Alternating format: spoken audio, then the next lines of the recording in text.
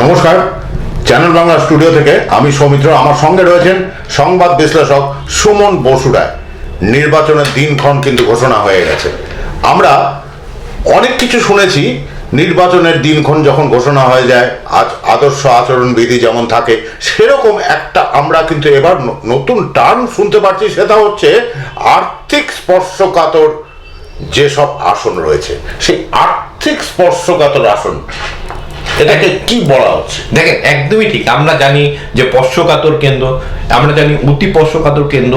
আমাদের স্বাভাবিকভাবে ধারণা হয় যে কেন্দ্রগুলিতে কোনো গন্ডগোলের সম্ভাবনা থাকে সেগুলিকে কিন্তু স্পর্শকাতর হিসেবে চিহ্নিত করা হয়, এবং যেগুলিতে বেশি গন্ডগোলের সম্ভাবনা থাকে সেগুলিকে অতি স্পর্শকাতর হিসেবে ব্যবহার করা হয়।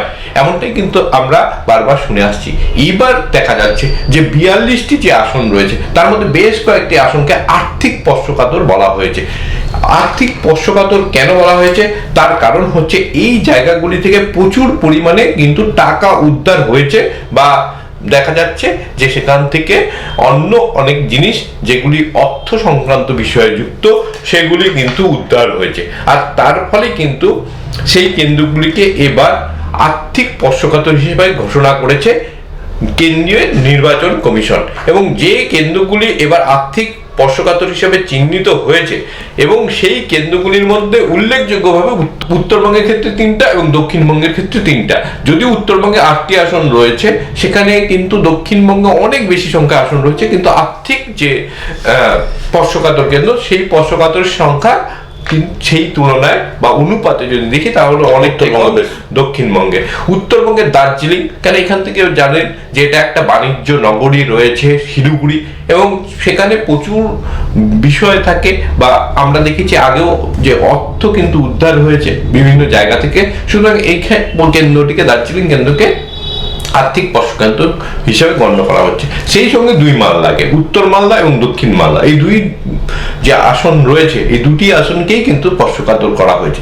আমরা যদি দেখি দক্ষিণবঙ্গের ক্ষেত্রে তাহলে দেখতে পাবো উত্তর কলকাতাকে, শুধুমাত্র আমরা কলকাতায় যদি দেখি তাহলে দেখতে পাবো উত্তর কলকাতাকে ঘোষণা করা হয়েছে আর্থিক স্পর্শকাতর হিসাবে, এবং সেই সঙ্গে আসানসোল এবং বনগাঁ এই দুটি কেন্দ্রকে করা হয়েছে। মোট 6টি কেন্দ্রকে আমরা যদি দেখি 42টি আসনের মধ্যে 6টি আসনকে আর্থিক স্পর্শকাতর বলা হয়েছে। শুধু বলাই নয়, এখানে কিন্তু নির্বাচন কমিশন রাজ্য এবং কেন্দ্রের 22টা সংস্থাকে তারা নজরদারির নির্দেশ কিন্তু দিয়ে রেখেছেন। অর্থাৎ এইখানে মনে করা হচ্ছে যাতে কোনোভাবেই অর্থের প্রয়োগ করে ভোটকে প্রভাবিত করবার চেষ্টা না করা হয়। আপনি জানেন যে বিগত যে নির্বাচন ছিল সেই নির্বাচনে কিন্তু নির্বাচন কমিশন 70 লক্ষ টাকা পর্যন্ত প্রার্থীকে খরচ করার অনুমতি কিন্তু দিয়েছিল।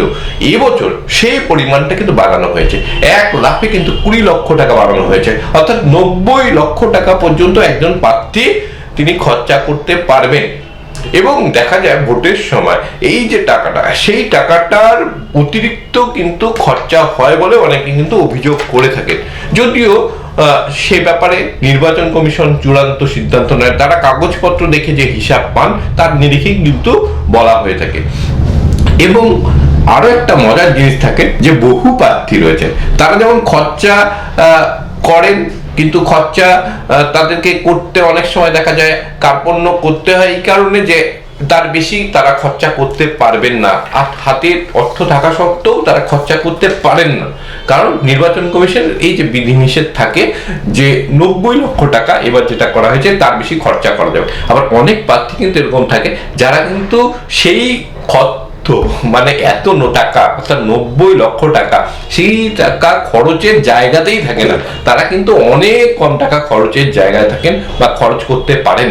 অর্থাৎ এই জায়গায় যদি দাঁড়ায় তাহলে কিন্তু দেখা যায় আমরা গণতান্ত্রিক দেশ, কিন্তু মাঝে মাঝেই প্রশ্ন ওঠে যে এত টাকা একদিকে একজন খরচা করছেন, আরেকদিকে যারা খরচা করতে পারছেন না তাদের মধ্যে কিন্তু একটা বৈষম্য হচ্ছে। ফলে দেখা যাচ্ছে যে অনেকে দাবি করেন যে নির্বাচনের যে খরচা সেই খরচা রাষ্ট্র বহন করুক, একদম ব্যক্তিগত বা দলীয়ভাবে খরচা না করে রাষ্ট্র নির্দিষ্ট অর্থ প্রত্যেক দলকে দিবে এবং সেই অর্থ দিয়েই লড়বে রাজনৈতিক দল বা রাজনৈতিক প্রার্থী। তাহলে যেটা হবে, তাদের বক্তব্য যে এতে যেটা হবে সেটা হচ্ছে যে অন্যায়ভাবে যে টাকা তোলার একটা প্রবণতা বা একটা অভিযোগ ওঠে।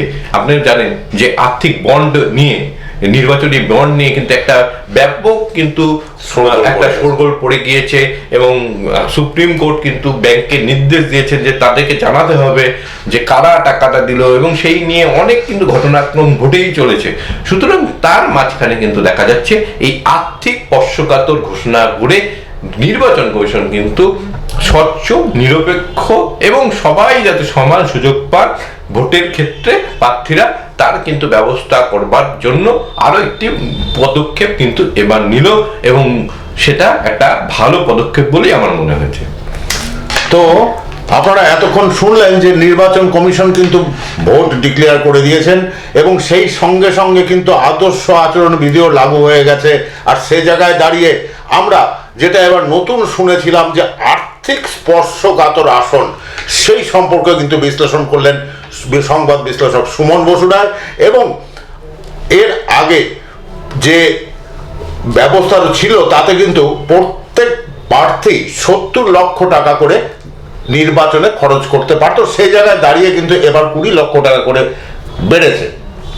একদমই তাই, 20 লক্ষ টাকা বেড়ে এইবার 90 লক্ষ টাকা পর্যন্ত নির্বাচনে কিন্তু একজন প্রার্থী খরচ করতে হবে। প্রার্থীদের কিন্তু খরচও বেড়েছে এবছর, কারণ নির্বাচন কমিশনের পক্ষ থেকে ইতিমধ্যে কিন্তু ঘোষণা করা হয়েছে যে প্রত্যেক প্রার্থী যাদের বিরুদ্ধে কোনো ধরনের মামলা রয়েছে তাদেরকে কিন্তু সেই মামলার বিস্তারিত বিবরণ সংবাদপত্রে 3 দিন এবং টেলিভিশনে কিন্তু জানাতে হচ্ছে। সেক্ষেত্রে কিন্তু একটা মোটা টাকা কিন্তু খরচ হবে প্রার্থীদের যাদের বিরুদ্ধে কিন্তু কোনো আর্থিক বা অন্য কোনো ফৌজদারি মামলা রয়েছে, সেই মামলাগুলি জানানোর জন্য। কারণ ভোটারদের অধিকার রয়েছে যে আমি যাকে প্রার্থী হিসাবে রয়েছেন তাকে ভোট দিয়ে জয়যুক্ত করে আমার সংসদীয় এলাকা থেকে পাঠানোর ক্ষেত্রে আমার জানা দরকার আমার যে প্রার্থী, সেই প্রার্থীর বিরুদ্ধে কোনো অভিযোগ রয়েছে কিনা। যদি থাকে, আমি যদি মনে করি না প্রার্থীর বিরুদ্ধে অভিযোগ রয়েছে, তাও আমি তাকে কিন্তু সংসদে পাঠাবো।